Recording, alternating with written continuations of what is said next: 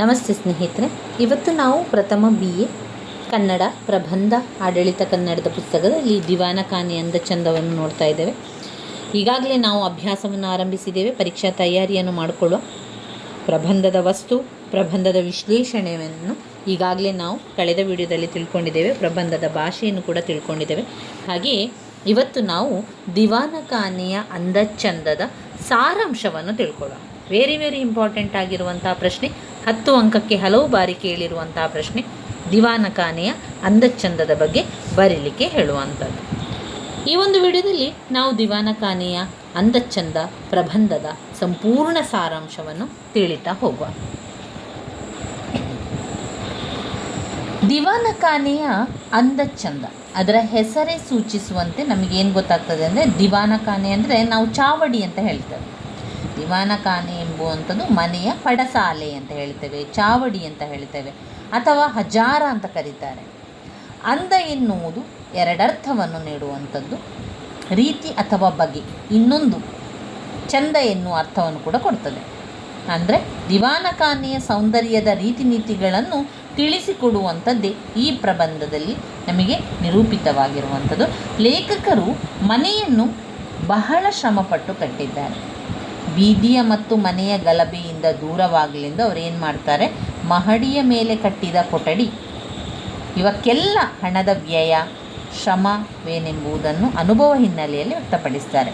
ಇಲ್ಲಿ ಲೇಖಕರಿಗೆ ಜನಜಂಗುಳಿ ಬೇಡ, ಬೀದಿ ಬೇಡ, ಪೇಟೆ ಬೇಡ ಅಂತ ಸ್ವಲ್ಪ ದೂರದಲ್ಲಿ ಮನೆಯನ್ನು ಕಟ್ತಾರೆ. ಆದರೆ ಮನೆಯನ್ನು ಕಟ್ಟುವಾಗ 2 ಅಂತಸ್ತಿನ ಮಹಡಿಯನ್ನು ಕೂಡ ಕಟ್ತಾರೆ. ಯಾಕೆಂದರೆ ಅಲ್ಲಿ ಕೂತ್ಕೊಂಡು ಅವರಿಗೆ ಬೆಟ್ಟಗುಡ್ಡವನ್ನು ನೋಡಬೇಕು ಎನ್ನುವ ಕಾರಣದಿಂದಾಗಿ ಅವರು 2 ಮಹಡಿಯನ್ನು ಕಟ್ಟುವಂಥದ್ದು. ಅವರ ಮನೆಯಿಂದ ಅವರ ದಿವಾನ ಕಾನೆಯಲ್ಲಿ ಕುಳಿತುಕೊಂಡ್ರೆ ಏನು ಕಾಣಬೇಕು ಅವರಿಗೆ? ಅಲ್ಲಿ ಎದುರು ಅವರ ಒಂದು ಮನೆ ಕಟ್ಟುವಂಥ ಜಾಗ ಮೈಸೂರು, ಅಲ್ಲಿ ಅವರಿಗೆ ಎದುರೇ ಚಾಮುಂಡಿ ಬೆಟ್ಟ ಕಾಣಬೇಕು, ಕರಿಘಟ್ಟ ಬೆಟ್ಟ ಕಾಣಬೇಕು.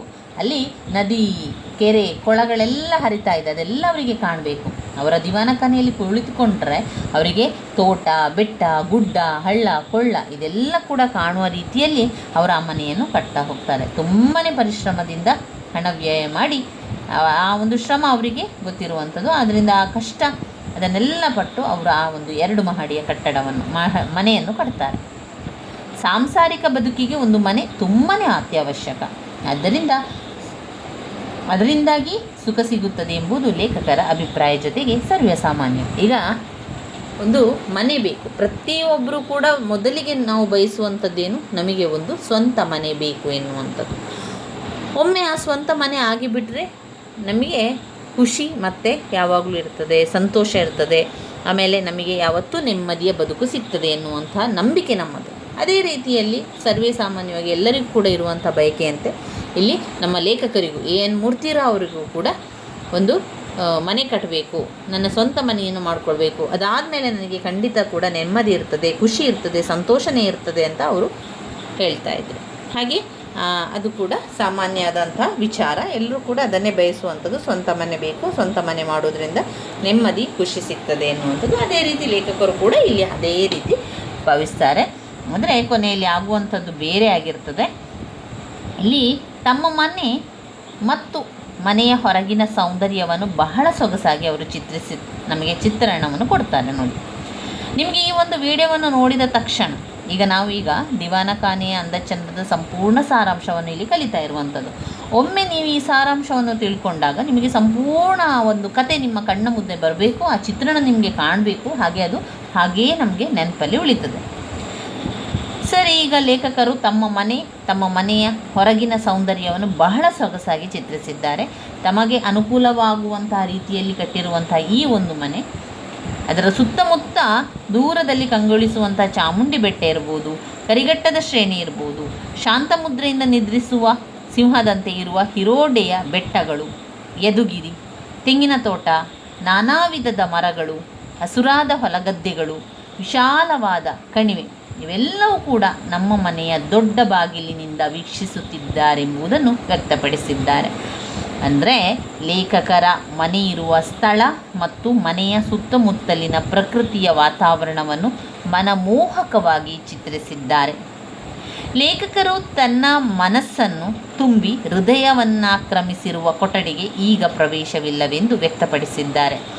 ಲೇಖಕರು ತುಂಬಾ ಇಷ್ಟಪಟ್ಟು ತುಂಬಾ ಕಷ್ಟಪಟ್ಟು ಆ ಒಂದು ಮನೆಯನ್ನು ಕಟ್ತಾರೆ. ಹಾಗೆ ಆ ದಿವಾನ ಖಾನೆಯಲ್ಲಿ ಕುಳಿತುಕೊಂಡ್ರೆ ಎಲ್ಲವನ್ನು ನೋಡಬೇಕು ಎನ್ನುವಂಥ ಒಂದು ಅವರ ಒಂದು ಖುಷಿ ಆಸೆ ಇತ್ತು. ಅದೆಲ್ಲ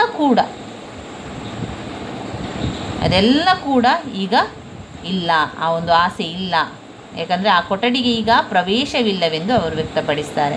ಅಂದರೆ ದವಾಲಿ ಧರಿಸಿದ ಚಪ್ರಾಸಿ ಅಂದರೆ ಬಿಲ್ಲೆ ಧರಿಸಿದ ಜವಾನ ಬಾಗಿಲಿನಲ್ಲಿ ತಡೆಯುವವನಿಲ್ಲ.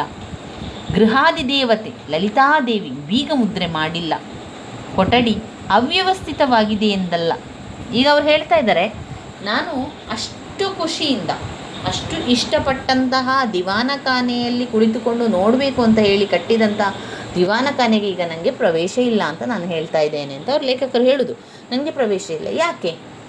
ಯಾಕೆ ಅಂತ ಹೇಳಿದರೆ ಅಲ್ಲಿ ನಮ್ಮ ಲಲಿತಾದೇವಿ ಅಂದರೆ ಯಾರು? ಅಲ್ಲಿ ಲೇಖಕರ ಪತ್ನಿ ಲಲಿತಾದೇವಿ ಏನು ಬೀಗ ಮುದ್ರೆ ಹಾಕಲಿಲ್ಲ, ಇಲ್ಲ. ಆಮೇಲೆ ಆ ಕೊಠಡಿ ಏನಾದರೂ ಅವ್ಯವಸ್ಥೆ ಆಗಿದೆಯಾ? ಇಲ್ಲ, ಕೊಠಡಿ ಕೂಡ ಅವ್ಯವಸ್ಥೆ ಏನಾಗಲಿಲ್ಲ. ಬಾಗಿಲಿನಲ್ಲಿ ತಡೆ ಹಿಡಿಯೋರು ಯಾರಾದರೂ ಇದ್ದಾರಾ? ಇಲ್ಲ, ಖಂಡಿತವಾಗಿಯೂ ಬಾಗಿಲಿನಲ್ಲಿ ತಡೆ ಹಿಡಿಯೋರು ಯಾರೂ ಇಲ್ಲ. ಗೃಹಾದಿದೇವತೆಯಾದ ಲಲಿತಾದೇವಿ ಮುದ್ರೆಯನ್ನು ಕೂಡ ಬೀಗ ಮುದ್ರೆಯನ್ನು ಕೂಡ ಆಗಲಿಲ್ಲ. ಕೊಠಡಿ ಅವ್ಯವಸ್ಥಿತವಾಗಿದೆಯಾ? ಅದೂ ಇಲ್ಲ. ದಿವಾನಖಾನೆ ಸೌಂದರ್ಯಭರಿತವಾಗಿ ಅಲಂಕೃತಗೊಂಡು ಸೊಗಸಾಗಿದೆ. ಇದರಿಂದ ಲೇಖಕರಿಗೆ ಸೌಂದರ್ಯವೇ ದುಷ್ಟ ಶಕ್ತಿಯಾಗಿ ಪರಿಣಮಿಸಿ ಹೊರದೂಡಿದೆ. ನಾನಾ ರೀತಿಯ ಇತರೆ ಸೌಂದರ್ಯದಿಂದ ಅನೇಕ ರೀತಿಯ ಸಮಸ್ಯೆಗಳು ಸೃಷ್ಟಿಯಾಗಿರುವುದಕ್ಕೆ ಸಾಕಷ್ಟು ನಿದರ್ಶನಗಳಿವೆ. ಲೇಖಕರಲ್ಲಿ ಸ್ವಾಭಾವಿಕವಾಗಿ ಸರಳವಾಗಿ ಬದುಕುವಂತಹ ತವಕವಿದೆ. ಇಲ್ಲಿ ಸರಿ, ಲೇಖಕರು ಮನೆ ಕಟ್ಟಿದ ಮೇಲೆ ಲೇಖಕರು ಅಂತಲ್ಲ, ಎಲ್ಲರೂ ಕೂಡ ಯಾರು ಕೂಡ ಅವರು ಮನೆ ಕಟ್ಟಿದ ಮೇಲೆ ಏನಾಗ್ತದೆ, ಕೈಯಲ್ಲಿ ಸಂಪೂರ್ಣ ಕಾಸಿಲ್ಲದೆ ಹಣ ಇಲ್ಲದೆ ಬರಿದಾಗುವಂಥದ್ದು. ಅಂದರೆ ಎಂತ ಕೂಡ ದುಡ್ಡಿರೋದಿಲ್ಲ, ಯಾಕಂದರೆ ಅಷ್ಟು ಖರ್ಚಾಗಿರ್ತದೆ, ಅಷ್ಟು ಖರ್ಚು ಕೂಡ ಇದೆ. ಹಾಗೆ ಇಲ್ಲಿ ಲೇಖಕರು ಕೂಡ ಏನಾಯಿತು, ಮನೆ ಕಟ್ಟಿದ ಮೇಲೆ ಕೈ ಬರಿದಾದ ಮನೆಯೊಳಗಿನ ಸಲಕರಣೆಗಳನ್ನು ಕೊಳ್ಳುವಂತಹ ಆರ್ಥಿಕ ಶಕ್ತಿ ಇಲ್ಲದಿದ್ದಾಗ, ಅವರಿಗೆ ಆರ್ಥಿಕ ಶಕ್ತಿ ಇರಲಿಲ್ಲ, ಯಾಕಂದರೆ ಮನೆ ಕಟ್ಟಿದಾಗ ಎಲ್ಲ ಮುಗ್ದೋಯ್ತು, ಖರ್ಚಾಯಿತು. ಅಂಥ ಸಂದರ್ಭದಲ್ಲಿ ಅವರಿಗೆ ಇನ್ನೂ ಬೇರೆ ಬೇರೆ ಟೇಬಲನ್ನು ಕುರ್ಚಿಯನ್ನೆಲ್ಲ ತಗೊಳ್ಳಿಕ್ಕೆ ಅವರ ಹತ್ರ ಆರ್ಥಿಕವಾಗಿ ಶಕ್ತಿ ಇರಲಿಲ್ಲ. ಆಗ ಅವರು ಅಂದ್ಕೊಂಡ್ರು, ನಮ್ಮ ಹಳೆ ಮನೆಯಲ್ಲಿ ಕುರ್ಚಿ ಇದೆ, ಮೇಜುಗಳಿದೆ, ಅದನ್ನೇ ತಂದು ಬಿಡುವ, ಅದಕ್ಕೊಂದು ಒಂದು ಬಟ್ಟೆಯನ್ನು ಹಾಕಿದರೆ ಸಾಕು ಅಂತ ಲೇಖಕರು ಅನ್ನಿಸ್ತಾರೆ. ಅವರು ಮನಸ್ಸಿನಲ್ಲಿ ಅಂದ್ಕೊಳ್ತಾರೆ. ತಮ್ಮ ಮನೆಯಲ್ಲೇ ಇದ್ದ ಹಳೆಯ ಕಾಲದ 3 ಸುಂದರ ಕುರ್ಚಿಗಳಿದೆ. ಸುಣ್ಣ ಮೆತ್ತೆಗಳನ್ನು ಹಾಕಿದರೆ ಸೋಫಾದ ಕರ್ತವ್ಯ ಕೂಡ ನಿರ್ವಹಿಸುತ್ತದೆ ಎಂಬ ಭಾವನೆ ವ್ಯಕ್ತವಾಗಿದೆ. ದೊಡ್ಡ ಮೇಜು ಕೂಡ ಇದೆ. ಅದಕ್ಕೆ ಒಂದು ಖಾದಿ ವಸ್ತ್ರ ಹಾಕಿ ದೇಶ ಸೇವೆ ಗಾಂಧಿತ್ವಕ್ಕೆ ಮನ್ನಣೆ ಕೊಟ್ಟಂತಾಗುವುದರ ಜೊತೆಗೆ ಸುಲಭದ ಖರ್ಚಿನಲ್ಲಿ ಗೌರವ ಉಳಿದಂತಾಗ್ತದೆ. ನೆಲಕ್ಕೆ ಜಮಖಾನ ಹಾಕಿದರೆ ಧೂಳು ತುಂಬಿ ಕ್ಷಯರೋಗಕ್ಕೆ ಆತಿಥ್ಯವನ್ನು ಮಾಡಿದಂತಾಗುತ್ತದೆ. ಕೈಯಲ್ಲಿ ದುಡ್ಡಿಲ್ಲದಿರುವಾಗ ಸರಳ ಜೀವನದ ಪರವಾಗಿ ಈ ಬಗೆಯ ವಾದ ಹೂಡುವುದೇನು ಕಷ್ಟವಿಲ್ಲವೆಂಬುದನ್ನು ಲೇಖಕರು ಅಭಿಪ್ರಾಯ ಕೂಡ ಪಡ್ತಾರೆ. ಈಗ ಲೇಖಕರು ಹೇಳ್ತಾ ಇದ್ದಾರೆ, ಎಲ್ಲ ಮನೆ ಕಟ್ಟಿ ಆಯಿತು, ಇಷ್ಟೊಂದು ಖರ್ಚು ಬಂತು ನನಗೆ, ಆ ಖರ್ಚಿನ ಎಡೆಯಲ್ಲಿ ನಾನು ಮಾಡ್ತಾ ಇರುವಂಥದ್ದು, ಆರ್ಥಿಕವಾಗಿ ನನ್ನಲ್ಲಿ ಏನೂ ಇಲ್ಲ, ಮನೆಯೆಲ್ಲ ಕಟ್ಟಿ ಅದು ಮುಗೀತು, ಇನ್ನು ಸೋಫಾ ಬೇಕು, ಕುರ್ಚಿ ಬೇಕು, ಟೀಪಾಯ್ ಬೇಕು ಅಂತ ಹೇಳಿದರೆ ಯಾವುದಕ್ಕೂ ಕೂಡ ನನ್ನಲ್ಲಿ ದುಡ್ಡಿಲ್ಲ. ಹಳೆಯ ನಮ್ಮ ಮನೆಯಲ್ಲಿರುವಂಥ ಹಳೆಯ ಮೇಜುಗಳನ್ನೇ ಇಟ್ಟು ಅದಕ್ಕೆ ಒಂದು ಬಟ್ಟೆಯನ್ನು ಹಾಕುವ ಅಂತ ಲೇಖಕರು ಇಲ್ಲಿ ಹೇಳುವಂಥದ್ದು. ಲೇಖಕರು ತಮ್ಮ ಪತ್ನಿ ಲಲಿತಾದೇವಿಯ ಜೊತೆ ಅರಿಶಿನ ಕುಂಕುಮಕ್ಕೆ ಸ್ನೇಹಿತರ ಮನೆಗೆ ಹೋಗುವ ಸಂದರ್ಭ ಅವರು ಮಿಲಿಟರಿಯಲ್ಲಿದ್ದು ರಾಜೀನಾಮೆ ಸಲ್ಲಿಸಿ ನಂತರ ಕೈಗಾರಿಕೆಯ ಕ್ಯಾಪ್ಟನ್ ಆಗಿ ತಮ್ಮ ಅಂತಸ್ತಿಗೆ ತಕ್ಕಂತೆ ದೊಡ್ಡ ಮನೆಯನ್ನು ಕೂಡ ಕಟ್ಟಿಸಿ ಅದನ್ನು ತಮಗೆ ಮೆಚ್ಚಿದ ರೀತಿಯಲ್ಲಿ ಅಳವಡಿಸ್ತಾ ಇರ್ತಾರೆ. ಲಲಿತೆ ಅವರ ಮನೆಗೆ ಹೋದ ದಿನ ರಾಯರ ಪತ್ನಿ ತಮ್ಮ ದಿವಾನಖಾನೆಯನ್ನು ಬಹಳ ಹೆಮ್ಮೆಯಿಂದ ತೋರಿಸಿದ ರೀತಿ ಒಂದು ರೀತಿಯ ಪ್ರಭಾವ ಬೀರ್ತದೆ. ನಮ್ಮ ಮನೆಯ ದಿವಾನಖಾನೆಯನ್ನು ಇದಕ್ಕಿಂತಲೂ ಮಿಗಿಲಾಗಿ ಅಲಂಕರಿಸಬೇಕೆನ್ನುವ ಭಾವನೆ ಉಂಟಾಗ್ತದೆ. ಈ ವಿಷಯಗಳಿಗೆಯಿಂದ ಲೇಖಕರಿಗೆ ಸಂಕಟವಾದ ಪರಿ ವ್ಯಕ್ತವಾಗಿದೆ. ಇಲ್ಲಿ ಲೇಖಕರ ಪತ್ನಿ ಲಲಿತಾದೇವಿ ಅಂತ ಅರಿಶಿನ ಕುಂಕುಮಕ್ಕೆ ಅಂತ ಅವರನ್ನು ಕರೀತಾರೆ. ಅರಿಶಿನ ಕುಂಕುಮಕ್ಕೆ ಅಂತ ಕರೆದಂಥ ಸಂದರ್ಭದಲ್ಲಿ ಲಲಿತಾದೇವಿಯು ಒಬ್ಬರ ಮನೆಗೆ ಹೋಗಿರ್ತಾರೆ. ಅಂಥ ಸಂದರ್ಭ ಅಲ್ಲೇ ಅವರು ಮಿಲಿಟರಿಯಲ್ಲಿದ್ದರು, ರಾಜೀನಾಮೆಯನ್ನು ಕೊಟ್ಟಿರುವಂಥದ್ದು. ಅಲ್ಲಿ ಅದಾದ ನಂತರ ಕೈಗಾರಿಕಾ ಕ್ಯಾಪ್ಟನ್ ಆಗಿ ಅವರಿಗೆ ತಕ್ಕಂಥ ಒಂದು ಕೆಲಸವನ್ನು ಕೂಡ ಹುಡುಕ್ತಾರೆ. ಅದರ ಜೊತೆಗೆ ಮನೆಯನ್ನು ಕೂಡ ಕಟ್ಟಿಸ್ತಾರೆ. ತಮಗೆ ಮೆಚ್ಚಿದ ರೀತಿಯಲ್ಲಿ ಮನೆಯನ್ನು ಮಾಡ್ತಾರೆ. ಲಲಿತೆ ಅವರ ಮನೆಗೆ ಹೋದ ದಿನ ರಾಯರ ಪತ್ನಿ ಏನು ಮಾಡ್ತಾರೆ, ತಮ್ಮ ದಿವಾನಖಾನೆಯನ್ನು ಬಹಳ ಚೆನ್ನಾಗಿ ಬಹಳ ಹೆಮ್ಮೆಯಿಂದ ತೋರಿಸಿ ಒಂದು ರೀತಿಯ ಪ್ರಭಾವ ಬೀರುತ್ತದೆ. ನಮ್ಮ ಮನೆಯ ದಿವಾನಖಾನೆಯನ್ನು ಇದಕ್ಕಿಂತಲೂ ಮಿಗಿಲಾಗಿ ಅಲಂಕರಿಸಬೇಕೆನ್ನುವ ಭಾವನೆ ಉಂಟಾಗ್ತದೆ. ಈ ವಿಷಗಳಿಗೆ ಎನ್ನು ಲೇಖಕರಿಗೆ ಸಂಕಟವಾದ ಪರಿ ವ್ಯಕ್ತವಾಗಿದೆ. ಇನ್ನು ರಾಯರ ಮನೆಯಿಂದ ಮನೆಗೆ ಬಂದ ಅನಂತರ, ಈಗ ರಾಯರ ಮನೆಯಿಂದ ಎಲ್ಲರೂ ಕೂಡ ಮನೆಗೆ ಬರ್ತಾರೆ.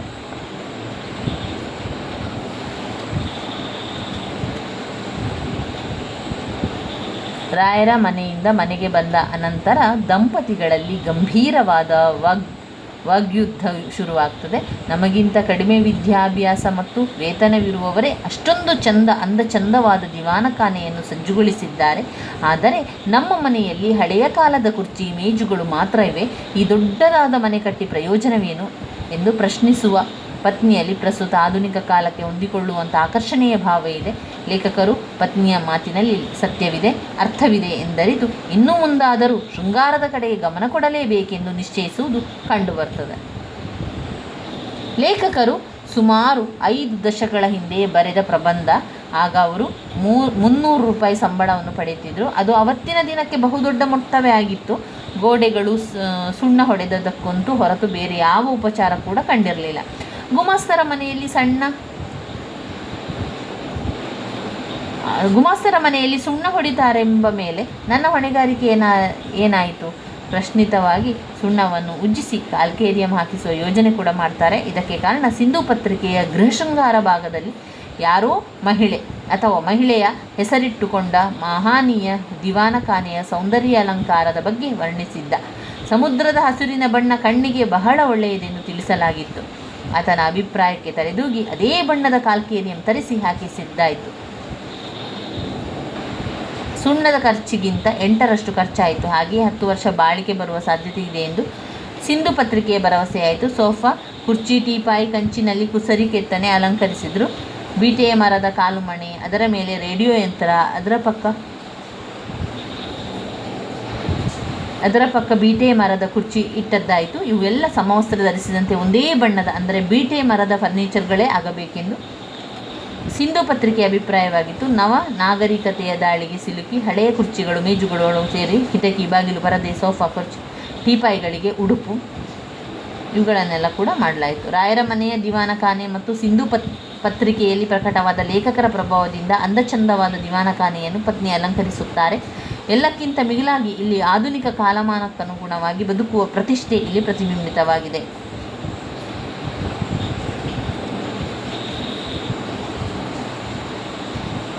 ಇನ್ನು ಲೇಖಕರು ಮಾಮೂಲಿನಂತೆ ಮನೆಗೆ ಬಂದು ಬಾಗಿಲಲ್ಲೇ ನಿಂತು ದಿವಾನಖಾನೆಯ ಅಂದಚಂದವನ್ನು ಸವಿದ ಮೇಲೆ ಅಂಗಿ ಬಿಚ್ಚಿ ಸೋಫಾ ಮೇಲೆ ಹಾಕ್ತಾರೆ. ಯಾರು ಮಾಮೂಲಿಯಂತೆ ಯಾವಾಗಲೂ ಮಾಡುವಂತೆ ಅಂಗಿ ಬಿಚ್ಚಿ ಸೋಫಾದ ಮೇಲೆ ಹಾಕ್ತಾರೆ.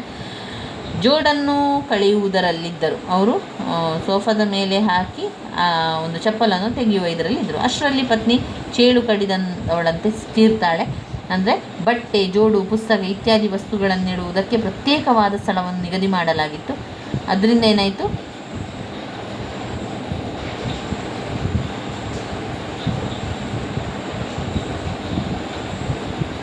ಅಂದರೆ ಬಟ್ಟೆ, ಜೋಡು, ಪುಸ್ತಕ ಇತ್ಯಾದಿ ವಸ್ತುಗಳನ್ನು ಇಡುವುದಕ್ಕೆ ಪ್ರತ್ಯೇಕವಾದ ಸ್ಥಳವನ್ನು ನಿಗದಿ ಮಾಡಲಾಯಿತು. ಅಲ್ಲಿಯೇ ಹೋಗಿ ಇಟ್ಟು ಬರಬೇಕೆಂದು ಬುದ್ಧಿಯ ಮಾತುಗಳು ಬಂದವು. ಹೊರಗಿನ ಪ್ರಕೃತಿಯ ಚೆಲುವಿನ ಚಿತ್ತಾರ ಬಾಗಿಲ ಕಿಟಿಕಿಯ ಹಾಕಿದ ಪರದೆಯಿಂದ ಮರೆಯಾಗಿದ್ದುದರಿಂದ ಲೇಖಕರಿಗೆ ವಿಷಾದ ವ್ಯಕ್ತವಾಗಿದೆ. ಊಟಕ್ಕೆ ದಿವಾನಖಾನೆಯನ್ನೇ ಕುಳಿತಾಗ ಅದಕ್ಕೆ ಪ್ರತ್ಯೇಕವಾದ ಒಳಕೊಠಡಿದೆ ಎಂದು ಉಪಚರಿಸುವ ಸಂದರ್ಭ ಲೇಖಕರ ಮನಸ್ಸನ್ನು ಬಂಧನದಲ್ಲಿ ಇರಿಸಿದಂತಾಗುತ್ತದೆ.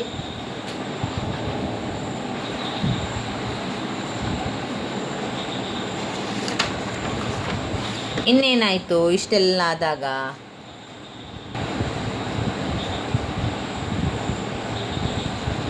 ಈಗ ಮಾರನೇ ದಿವಸ ದಂಪತಿಗಳು, ಅಂದರೆ ನಮ್ಮ ಲೇಖಕರು ಹೆಸರೇನು? ದಿವಾನಖಾನೆಯ ಅಂದಚಂದ ಪ್ರಬಂಧವನ್ನು ಬರೆದವರು ಯಾರು? ಎ.ಎನ್. ಮೂರ್ತಿರಾವ್. ಎ.ಎನ್.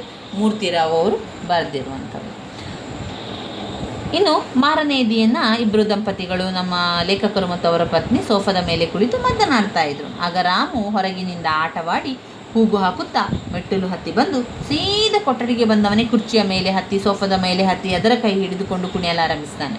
ಅಸನ್ಮುಖಿಯಾಗಿ ಕುಳಿತಿದ್ದ ಲಲಿತೆಯ ಹುಬ್ಬು ಗಂಟಿಕ್ಕಿತು, ಕಣ್ಣು ಕೆಂಪಗಾಯಿತು. ಅವನನ್ನೇ ಗದರಿಸಿಕೊಂಡು ಕೆನ್ನೆಯನ್ನು ಚಿವುಟಿದಳು. ರಾಮುವಿಗೆ ಪೆಟ್ಟಾಗದಿದ್ದರೂ ಅವಮಾನವಾಯಿತು. ಸಂದರ್ಭೋಚಿತವಾಗಿ ಗಂಟಲು ದೊಡ್ಡದು ಮಾಡಿಕೊಂಡು ಬೊಬ್ಬೆ ಇಟ್ಟು ಇದರಿಂದ ಹೊದಿಸಿದ್ದ ಬಟ್ಟೆಯ ಮೇಲೆ ರಾಮುವಿನ ಪುಟ್ಟ ಪಾದಗಳ ಮುದ್ರೆ ಬಿದ್ದಿತು. ಆಗ ಲೇಖಕರಿಗೆ ಪ್ರಶ್ನೆ ಉದ್ಭವವಾಯಿತು.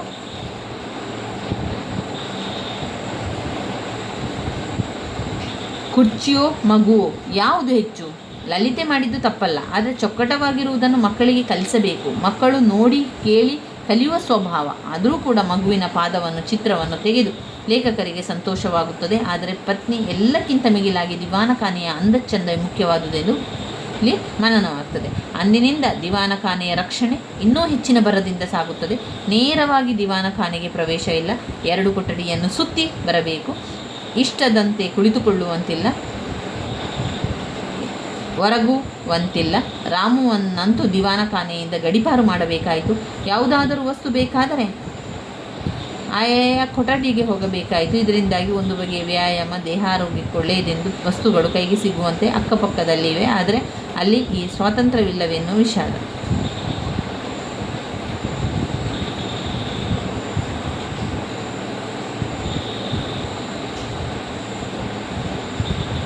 ಅಂದಿನಿಂದ ದಿವಾನಖಾನೆಯ ರಕ್ಷಣೆ ಇನ್ನೂ ಹೆಚ್ಚಿನ ಭರವದಿಂದ ಸಾಗ್ತಾ ಇತ್ತು. ನೇರವಾಗಿ ದಿವಾನಖಾನೆಗೆ ಪ್ರವೇಶ ಇಲ್ಲ. 2 ಕೊಠಡಿಯನ್ನು ಸುತ್ತಿ ಬರಬೇಕು. ಇಷ್ಟದಂತೆ ಕುಳಿತುಕೊಳ್ಳುವಂತಿಲ್ಲ, ಹೊರಗುವಂತಿಲ್ಲ. ರಾಮು ಅಂತೂ ದಿವಾನಖಾನೆಯಿಂದ ಗಡೀಪಾರು ಮಾಡಬೇಕಾಯಿತು. ಯಾವುದಾದರೂ ವಸ್ತು ಬೇಕಾದರೆ ಆಯಾ ಕೊಠಡಿಗಳಿಗೆ ಹೋಗಬೇಕಾಯಿತು. ಇದರಿಂದ ಒಂದು ಬಗೆಯ ವ್ಯಾಯಾಮ, ದೇಹಾರೋಗ್ಯಕ್ಕೆ ಒಳ್ಳೆಯದೆಂದು ಮನಃಶಾಂತಿಗೆ ಭಂಗ ತರುತ್ತದೆ ಎಂಬುದರ ಅಭಿಪ್ರಾಯ ಕೂಡ ಲೇಖಕರ ಕೊಠಡಿಯಲ್ಲಿ ತಮಗೆ ಬೇಕಾದ ವಸ್ತುಗಳು ಕೈಗೆ ಸಿಗುವಂತೆ ಅಕ್ಕಪಕ್ಕದಲ್ಲಿವೆ. ಇಲ್ಲಿ ನೀವು ಸ್ವಾತಂತ್ರ್ಯವಿಲ್ಲವೆನ್ನುವ ವಿಷಾದವಿದೆ ಎನ್ನುವಂಥದ್ದು.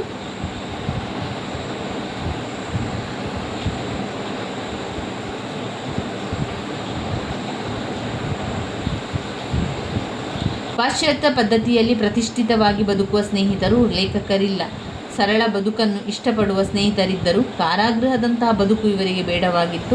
ಸರಳ ಸದಭಿರುಚಿಯ ಸ್ವಾತಂತ್ರ್ಯವನ್ನು ಬಯಸುವ ಬದುಕು ಇವರದಾಗಿತ್ತು. ಕೊಠಡಿಯ ಅವ್ಯವಸ್ಥೆಯನ್ನೇ ಆಧಾರವಾಗಿಟ್ಟುಕೊಂಡು ತಮ್ಮ ಸುಖ ದುಃಖ, ಘನವಾದ ಗಂಭೀರ ವಿಷಯಗಳು, ಅಲ್ಪವಾದ ಚುಚ್ಚು ವಿಷಯಗಳು, ಕೊನೆಗೆ ಹೃದಯವಾದ ಹಾಸ್ಯದ ತೆರೆಯಲ್ಲಿ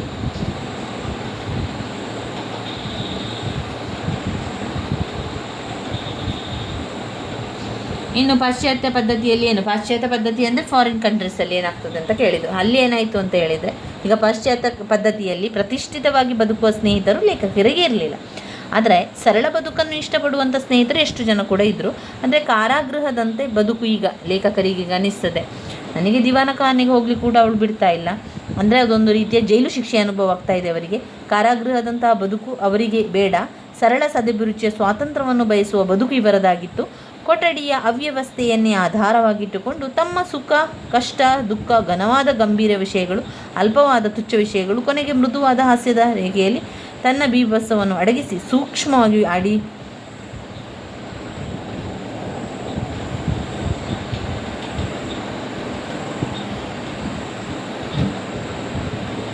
ಪಾಶ್ಚಾತ್ಯ ಪದ್ಧತಿಯಲ್ಲಿ ಪ್ರತಿಷ್ಠಿತವಾದ ಬದುಕುವ ಸ್ನೇಹಿತರು ಲೇಖಕರಿಗಿಲ್ಲ. ಸರಳ ಬದುಕನ್ನು ಇಷ್ಟಪಡುವ ಸ್ನೇಹಿತರು ಕೂಡ ಇದ್ದರು. ಕಾರಾಗೃಹದಂತಹ ಬದುಕು ಇವರಿಗೆ ಬೇಡವಾಗಿತ್ತು. ಸರಳ ಸದಭಿರುಚಿಯ ಸ್ವಾತಂತ್ರ್ಯವನ್ನು ಬಯಸುವ ಬದುಕು ಇವರದಾಗಿತ್ತು. ಕೊಠಡಿಯ ಅವ್ಯವಸ್ಥೆಯನ್ನೇ ಆಧಾರವಾಗಿಟ್ಟುಕೊಂಡು ತಮ್ಮ ಕಷ್ಟ ಸುಖ, ಘನವಾದ ಗಂಭೀರ ವಿಷಯಗಳು, ಅಲ್ಪವಾದ ತುಚ್ಛ ವಿಷಯಗಳು, ಕೊನೆಗೆ ಮೃದುವಾದ ಹಾಸ್ಯದ ತೆರೆಗಳನ್ನು ಅಲ್ಲಿ ಬಳಸುವಂಥದ್ದು.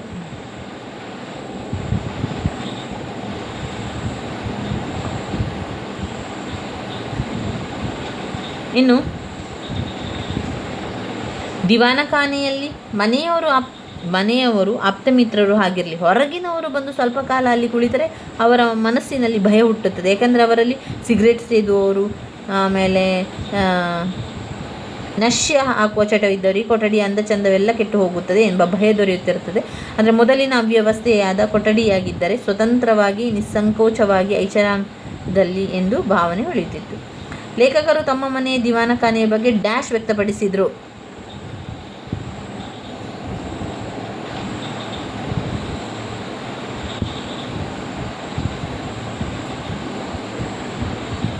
ಇನ್ನು ಲೇಖಕರು ತಮ್ಮ ಮನೆಯ ದಿವಾನಖಾನೆ ಬಗ್ಗೆ ವಿರೋಧ ಮತ್ತು ತಿರಸ್ಕಾರವನ್ನು ವ್ಯಕ್ತಪಡಿಸ್ತಾರೆ.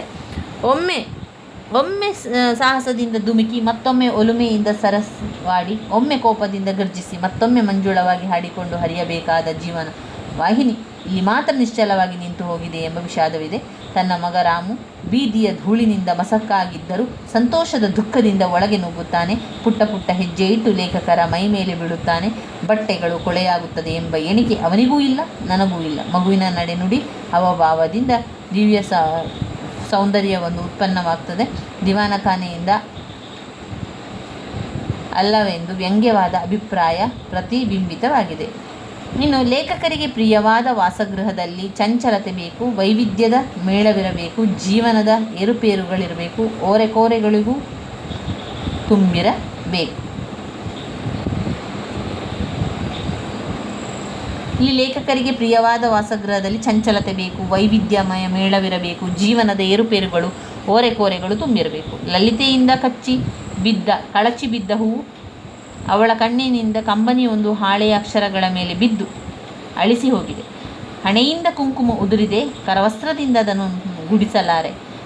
ಮುತ್ತು ಕೊಟ್ಟರೆ ಮುಖ ಒರೆಸಿಕೊಡುವಂತರಂತೆ ಲೇಖದಲ್ಲಿ ರಾಮುವಿನ ಗೋಳಿ ಉರುಳಿದೆ. ನನ್ನ ಲೇಖನಿಗಳು ಮಾಯವಾಗಿ ಪರದಾಡಿ ಹುಡುಕಿದಾಗ ಲಲಿತೆ ಮತ್ತು ನನ್ನ ನಡುವೆ ವಾಗ್ವಾದಗಳು ನಡೆದಿದೆ. ಇದು ಚಟುವಟಿಕೆಯಿಂದ ಕೂಡಿದ ನಿಜವಾದ ಮನೆ ಮತ್ತು ಮನವಾಗುತ್ತದೆ ಎಂದು ಅಭಿಪ್ರಾಯಪಟ್ಟಿದ್ದಾರೆ. ಲಲಿತೆ ನನ್ನನ್ನು ಕಂಡೊಡನೆ ನಗುಮುಖದಿಂದ ಏಳುವ ಹಾಗೂ ಕೊಠಡಿಯು ಮೇಲೂ ಮತ್ತೊಮ್ಮೆ ಪ್ರಿಯಸಿಯಂತೆ ಎದ್ದು ಸ್ವಾಗತಿಸಿ ಅಪ್ಪುವಂತಿರಬೇಕು. ಅದರ ಪಾಡಿಗೆ ಅದು ತನ್ನ ಪಾಡಿಗೆ ನಾನಿದ್ದರೆ ಪ್ರಯೋಜನವಿಲ್ಲ ಎಂಬುದಾಗಿ ಹೇಳುತ್ತದೆ. ನನ್ನ ಮನಸ್ಸಿಗೆ ಧಕ್ಕೆ ತರುವಂಥ ಈ ಕೊಠಡಿಗೆ ಕಾಲಿಡುವುದಕ್ಕೆ ಬಿಟ್ಟಿದ್ದೇನೆ. ಪ್ರಿಯವಾದ ಒಳಕೊಠಡಿಯಲ್ಲಿ ಪೂರ್ವ ಸ್ನೇಹಿತರಾದ ಸುಂದರ ಕುರ್ಚಿಗಳಿವೆ. ಹಸಿವಾದಾಗ ನನ್ನೊಡನೆ ತಿಂದು ಬಾಯಾರಿಕೆಯಾದಾಗ ನನ್ನೊಡನೆ ಕುಡಿದಿರುವ ಹಳೆಯ ಮೇಜಿಗೆ ಈಗಿರುವ ದಿವಾನಖಾನೆಯಲ್ಲಿ ಕಾಣುವ ಭಾಷಣ ಹೃದಯದ ನಿಶ್ಚಲ ಸೌಂದರ್ಯ ನನಗೂ ಬೇಡ, ನನ್ನ ಆತ್ಮೀಯರಿಗೂ ಬೇಡ ಎಂದು ವಿಷಾದ ವ್ಯಕ್ತಪಡಿಸಿದ್ದಾರೆ.